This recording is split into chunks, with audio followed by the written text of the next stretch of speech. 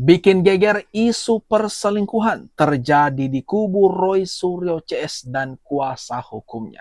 Hal ini diungkap oleh Farhad Abbas. Waduh, kabar terbaru nih teman-teman. Ini dia, mari kita tonton bersama. Justru saya katakan bahwa Dr. Tipa ini orangnya labil. Dari rekam jejak yang kita lihat bahwa dia memiliki cenderung memeledak-meledak. Nah, sekarang kami lagi mengejar ya adanya hubungan emosional antara orang yang menghina Pak Jokowi itu terkait dengan perbuatan cabul dan pengkhianatan kepada keluarga yang dilakukan oleh pengacara yang terkenal hebat tapi memiliki rumah tangga, tapi mereka berada dalam satu kamar yang sama dan di tempat karaoke yang sama. Waduh. Nah, mudah-mudahan polisi bisa menyidik ada hubungan apa mereka di sana. Karena menurut pengakuan dari Rizwan, pengacara tersebut yang inisialnya RH, dialah orang yang memaksakan Rizwan untuk mengatakan bahwa ijazah yang ditunjukkan pada gelar khusus itu tetap palsu. Kemudian atas perintah seorang mantan petinggi KPK dengan inisial Abras. Waduh. Yang mengendalikan semua pengacara untuk melakukan satu perlawanan yang kita anggap agar isu ini dapat memberikan keuntungan ekonomi buat kelompok-kelompok tersebut. Kalau bagi tim relawan, Dr. Tipa itu kita anggap kayak bocoran debu saja. Ini bikin heboh teman-teman. Bikin geger. Di kubu Roy Suryo CS. Rismon bongkar pengacara Refli Harun. Dan Tifa tidur sekamar. Ini Farhad Abbas ngomong bicara belak-belakan mengenai hal ini. Aduh, ini gimana nih teman-teman? Apakah benar?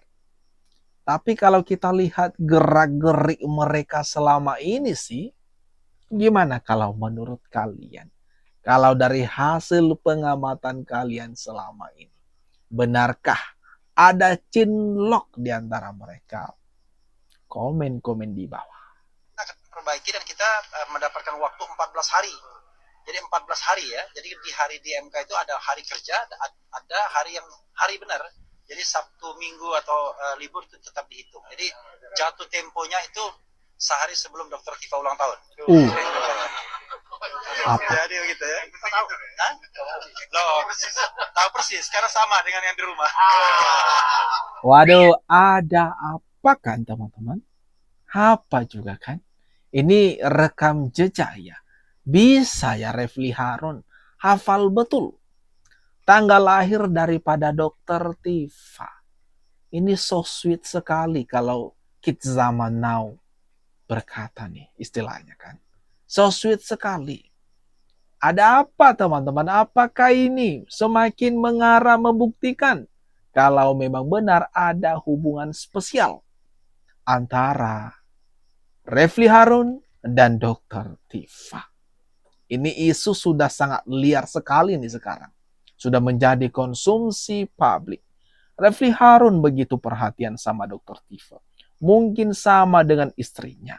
Jangan-jangan selingkuhan Refli Harun. Waduh. Masyarakat netizen berspekulasi liar. Semakin liar ini kalau melihat jejak digital yang seperti ini. Ya, kenapa? Rahimakumullah. Ya, Menangis. Saya yakin dimanapun engkau berada. silahkan lihat di Twitter saya ya. Menangis. Stay tuned, Yes, I think it is time. Yeah, stay in the struggle. be protected by the laws. Don't go anywhere. Please help us Accompany us. for attacking the truth. True. Merdeka! Ada yang ngedit pro banget. Dr. Tifa dan Kurnia bicara bahasa Inggris. Kira-kira kalau kalian menontonnya gimana teman-teman? Aduh, kemudian dipasang dengan muka Roy Suryo yang ini Jelas, sangat pusing dengan semuanya sekarang. Sangat cemas. Statusnya tersangka. Dia tidak tahu kapan tiba-tiba udah terbit P21. Tiba-tiba ditahan, udah apes sudah dia. Ada ini gimana kalau menurut kalian? Komen-komen di bawah teman-teman.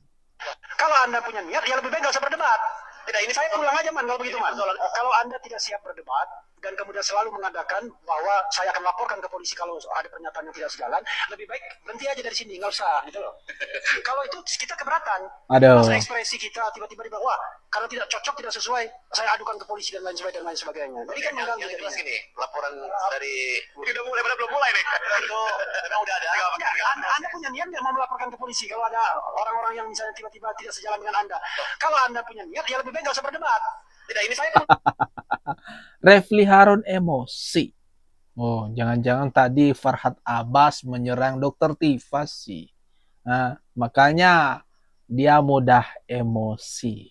Nah, di sini Refli Harun mengatakan kalau nggak mau berdebat pulang, dia mau pulang saja, dia nggak mau dilaporkan, dia hanya mau berdebat saja.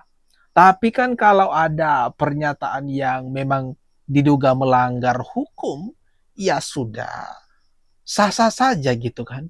Kalau orang tersebut mau melaporkan lawan bicaranya, kalau sudah keterlaluan. Tapi anehnya Refli Harun takut sekali. Kalau dilaporkan, maunya debat lawan debat saja tanpa lapor-melaporkan. Kan itu ada fungsinya.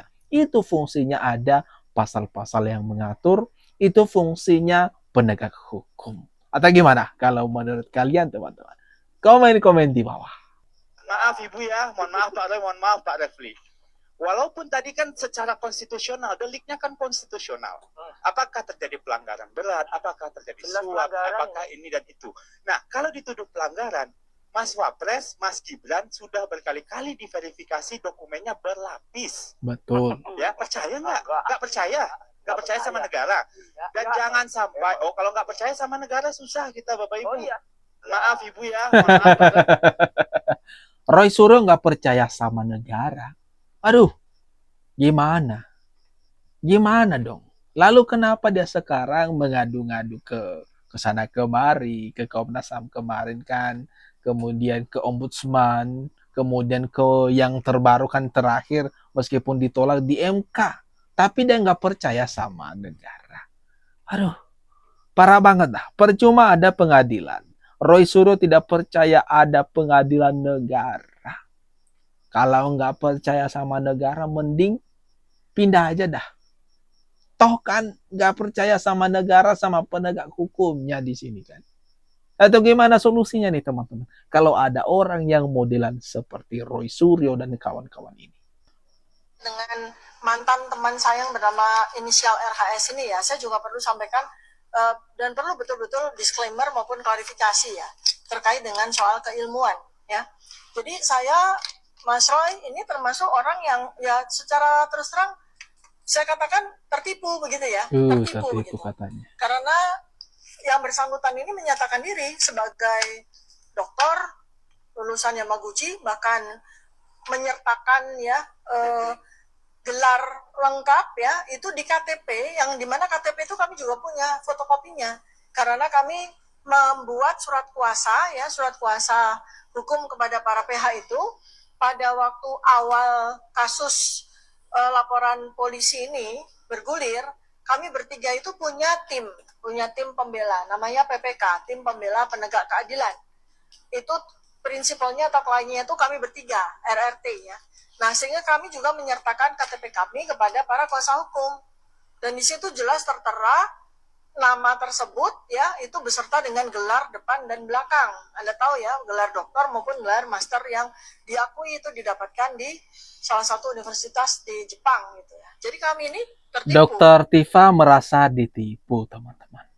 Ini merasa ditipu karena ditinggal Rismon kah RJ, atau memang benar sesuai dengan ucapannya merasa ditipu karena gelar daripada Rismon yang kini dipermasalahkan, diperkarakan di Polda Metro Jaya, yang memang sekarang sedang ditelusuri keaslian daripada ijazah Rismon, baik itu S2 dan S3 dia Maguchi. Tapi di sini kita fokusnya ke Dr. Tifa saja. Apalagi isunya kan sudah benar-benar liar, katanya ini Dr. Tifa sudah mendatangi Solo, sudah ke kediaman Bapak Jokowi, tapi sayangnya ditolak sama Bapak Jokowi, tidak diterima RJ-nya. Akhirnya mau tak mau dia harus kembali ke timnya terdahulu, melanjutkan untuk menyerang Bapak Jokowi. Aduh, ini gimana nih? Kalau menurut pendapat kalian teman-teman, jangan lupa tinggalkan komentar terbaikmu di kolom komentar yang ada di bawah. Mari kita ramekan.